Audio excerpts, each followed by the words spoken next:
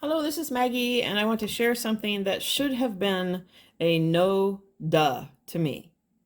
And it didn't hit me until this past PTG convention when I realized how I could prove something. So, what I was told by Rick Butler and Mark Cerisano is that the checks of the sixth don't always come out the way they're taught.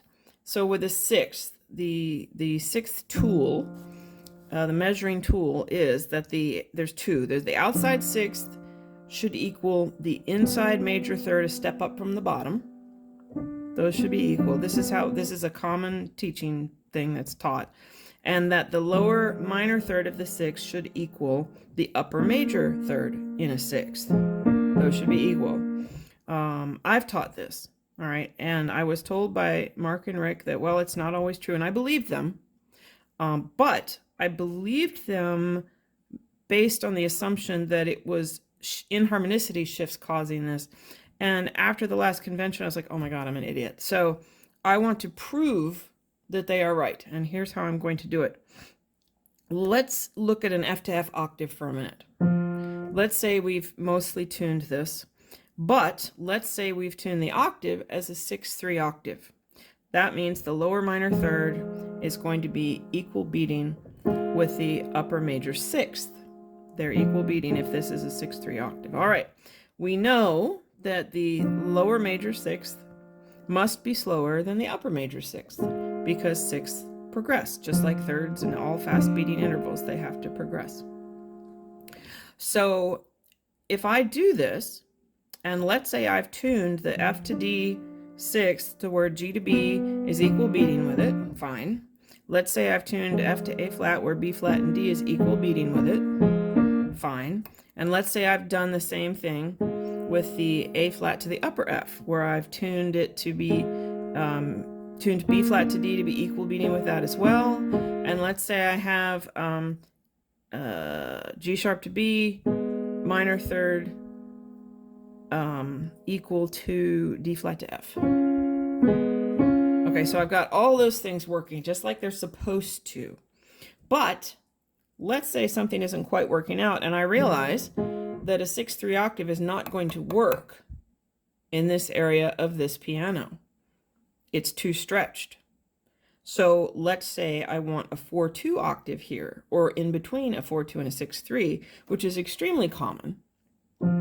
Which means I have to use the major third below the lower F of the octave compared to the major 10th, which in this case is D flat to F. I'm trying to name more intervals than I used to for people who can't see what I'm doing. So that means if I lower my upper F to make this not a 6/3 octave, smaller than a 6/3 octave, that means that my upper major sixth in the octave is now going to beat more slowly than the lower minor third.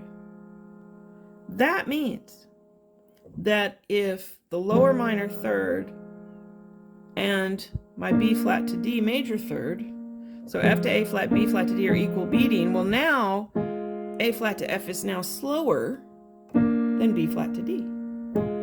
That's a problem. All right, for the rule, for the sixth check, for the sixth tool. So if let's say I make B flat to D equal beating with A flat to F, well now it's slower than the lower F to A flat. All right, so it is absolutely 100% correct that you cannot always get this. Now, let's look at how we work with this. We have an octave, and just for thinking purposes, I'm going to describe this as if we lowered the upper F. This is just so we can describe one way to think about it. I may make a longer video later with coincident partials and how things line up and what we need to do, but I want to get this faster, shorter video done right now. So if we lower this F, what do we affect? We affect everything, of course, but the most obvious thing we affect is the C, C4. From F3 to F4, if we lower F4, we may need to lower C because we're going to narrow this fourth, and this fifth is going to be a little narrow, but there's probably room to nudge it down. So we'll have to lower C a little bit. Then what else do we have to change? B flat. because we have a B flat to F fifth here. And we need to lower this a little, not to narrow our fourth. It still needs to stay wide, but we don't want this fifth to be too narrow. So we may have to nudge it a teeny. We're talking a tiny bit here. All right. So once we've done that, now we have to deal with the other intervals involved. And I'm only going to look at the intervals involved with the sixth measurements. There, obviously we have to adjust everything, but just looking at the notes I've been talking about, our B flat to D is now going to have sped up. So we might need to lower D a teeny bit. And of course that affects everything around it as well. That's another video.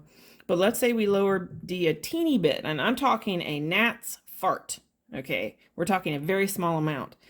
If it happens with this piano that works, then my beat speeds are going to be fastest, in between, and a little slower, because I've lowered this major sixth from A flat to F. So let me do that again, saying the intervals. The lower major third, F to A flat, will be the fastest of these intervals I'm comparing.